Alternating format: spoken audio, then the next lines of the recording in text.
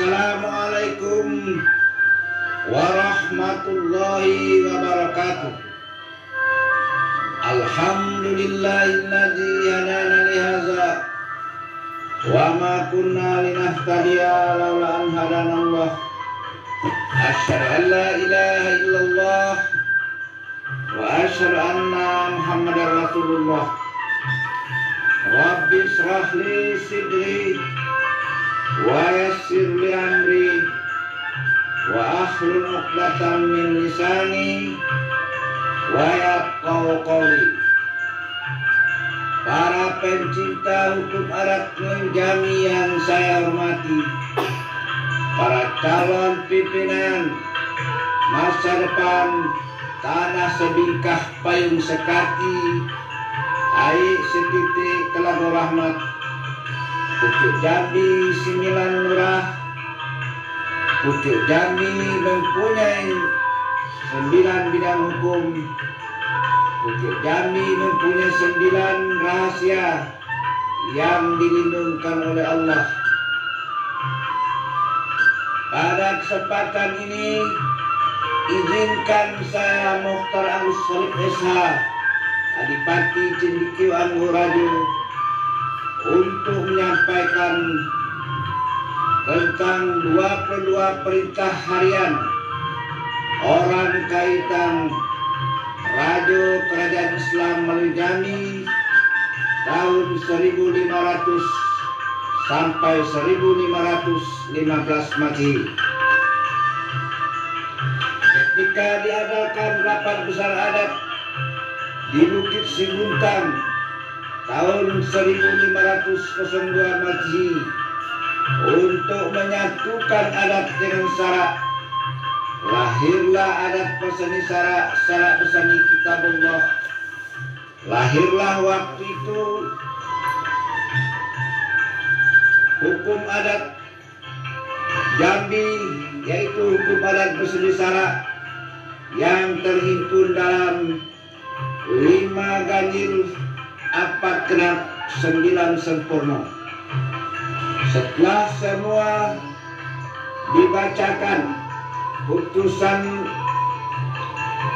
rapat adat tersebut, maka Rajo Kerajaan Islam Melinjami, dalam hal ini orang Kaitan, naik ke puncak bukit lalu menyampaikan perintah harian sebagai berikut.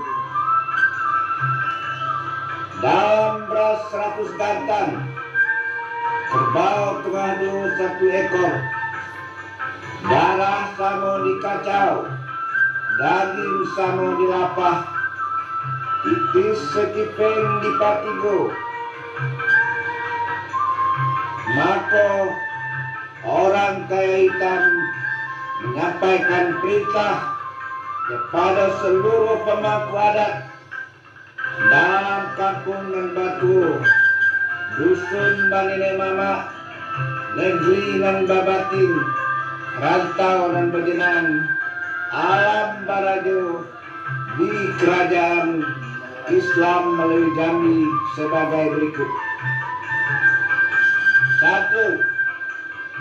Kitab suci Al-Quran harus disaring dengan tulisan tangan dan dibagikan kepada daerah-daerah, terutama di daerah hulu-hulu sungai. 2.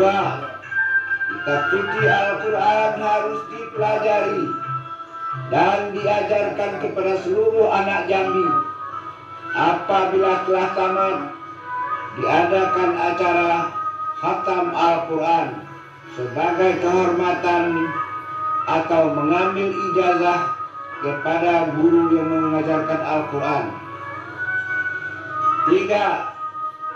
Harus dirayakan setiap tanggal 1 Muharram atau tanggal 1 Hijriah ke tahun Hijriah untuk memperingati tahun baru bagi tahun Hijriah atau tahun agama Islam.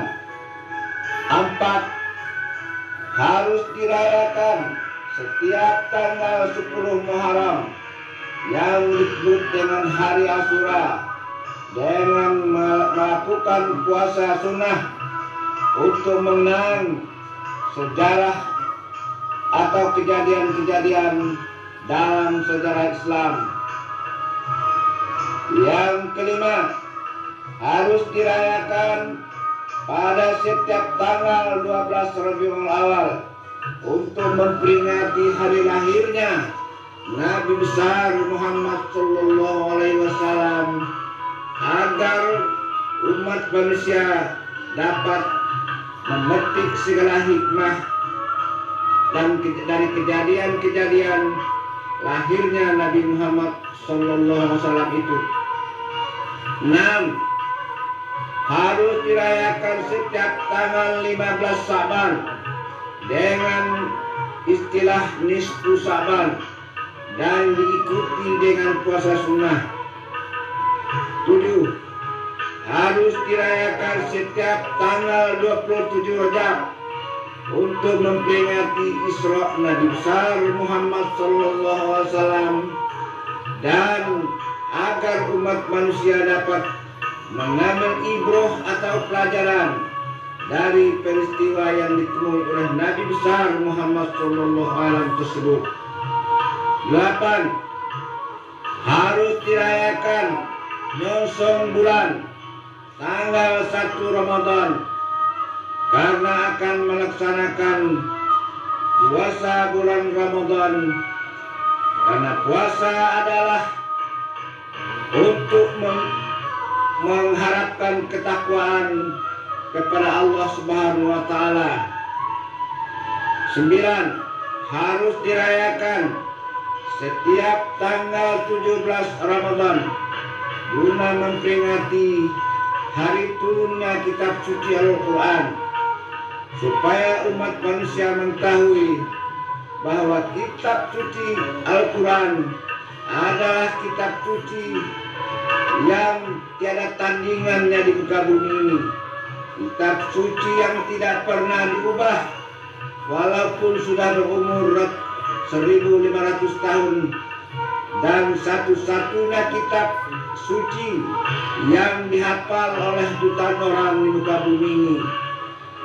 Malahan ada umur 15 tahun dan orang yang buta dapat menghafal kitab suci Al-Quran. Inilah mukjizat yang diterima oleh Nabi Muhammad dan satu-satunya mukjizat para nabi yang masih kita rasakan dan kita buktikan sampai saat ini. 10. Harus dirayakan setiap tanggal 27 Ramadan untuk mengikuti Lailatul Qadar, agar kita dapat terbebas dari segala dosa dan siksa, sehingga kita dimasukkan Allah ke dalam surganya. 11. Harus dirayakan setiap tanggal 1 Syawal dengan melakukan sholat Idul Fitri dan melaksanakan zakat fitrah untuk dibagikan kepada yang mustahik. 12. Harus dirayakan setiap tanggal 10 Zulhijjah dengan melaksanakan sholat Id dan melaksanakan kurban yang dagingnya diberikan kepada para fakir miskin, para tetangga, dan anak yatim. 13. Selama bulan Ramadan wajib dilaksanakan puasa Ramadan, dan di malam hari diikuti dengan sholat tarawih bagi orang jami yang telah dewasa.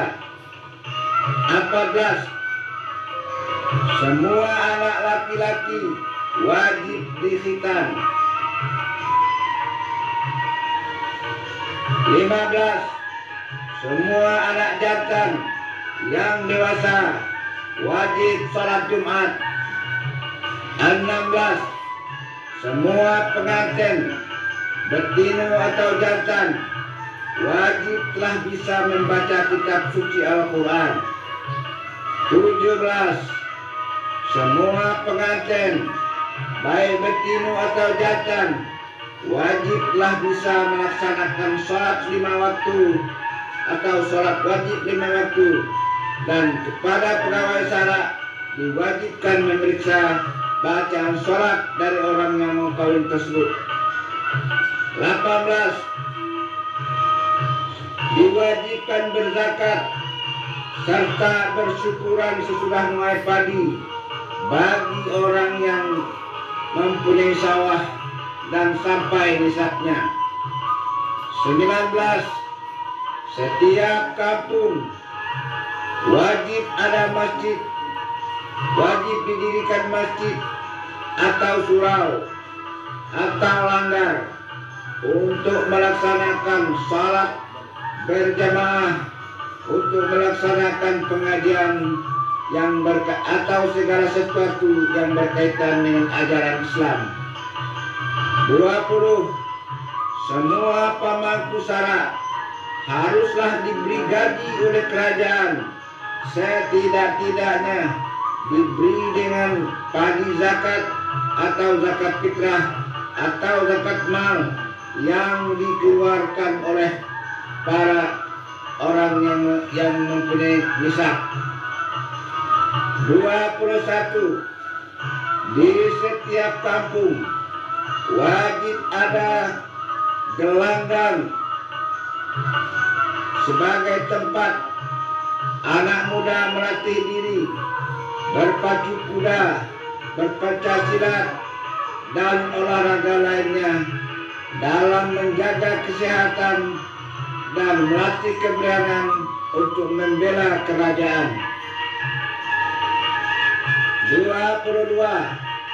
Di setiap kampung diwajibkan harus ada soli pandai besi untuk membuat perkakas, peralatan pertanian, dan membuat senjata, keris, keliwan, badik, sekin, pisau rambai ayam, dan sebagainya. Itulah perintah dari orang kaya hitam Raja Jambi. Mudah-mudahan dapat kita petik hikmahnya dari apa yang beliau sampaikan ini. Barangkali itu saja yang dapat saya paparkan pada kesempatan ini. Saya tidak bermaksud menggurui siapa-siapa. Saya tidak bermaksud untuk menyakiti hati siapa-siapa. Saya tidak lebih dari orang atau salah seorang pencinta hukum adat Pulau Jambi yang berkeinginan untuk mensosialisasikan adat dan budaya Melayu Jambi. Sudah saya paparkan segala nandape, sebaris tak lupa, setitik tak hilang. Ado nang tinggal di balik daun, tinggal di hunut bakal lamo, bukan memelau panen di lekuk, bukan bakuak mandi bakumpai, tidak basisi mandi ke laut. Kok kurang suko ditukuk, kok hapat suko diturang, kok jarang suko disisip, kok buntuk suko dilulus benah, suko diuleh panjang di kapuh limbah, alam tak kemang menyudahi. Tamat kaji kitab dilingkup, tamat gayung pedang diletak, hikayat habis sengketo sudah, sah samo balunjo, batal samo diampang. Terserah kepada ombak dan basabung, angin dan bapuhun, di situ tulang talunggu sisik balamun. Kok ado nan tinggal, itulah untuk nan pandai. Titik air bisa batau, orang sekapal duduk tenung, dalam kelam elok belampu, nan setitik jadikan laut, nan sekepal jadikan gunung, alap terkembang jadi guru. Balap terbang ke muka pintu, padi sulit apa dimakan, alap terkembang jadi guru. Bumi dan langit ada di dalam. Yang benar dari Allah yang Maha Kuasa, yang salah dari saya Mukhtar Agus Khalid Esa. Kepada Allah saya bertaubat. Saya mohon Allah mengampuni segala dosa-dosa saya, dan mohon kepada Allah agar tidak mencabut nyawa saya sebelum dosa saya diampuni. Amin ya rabbal alamin. Kepada nan sakti keramat mohon tabi ku ado nan talewat talampau. Kepada sama insan mohon maaf yang sebesar-besarnya kalau ada salah kata dan perbuatan. Jangan tak jadi rumah sudah tukang dibunuh, baik selesai tukul berdengkang, api padam puntung berasap. Biarlah segala yang sudah terjadi saat kita menumpang kapal melalui Jambi ini, ombak datang menerpa, badai datang menimpa kita, kapal kita oleng kiri kanan, tak kita sangka kita telah kena sesama kita. Anggaplah semua itu bumbu dari kehidupan dan pergaulan kita. Biarlah semua itu hilang di bawah angin lalu, ikut dengan tebing yang runtuh, hanyut di bawah air kiri. Waduh mimpi buruk, geraran salah, mari sama-sama kita buang dengan membaca surat Al-Fatihah. Akhirnya saya ucapkan Assalamualaikum warahmatullahi wabarakatuh.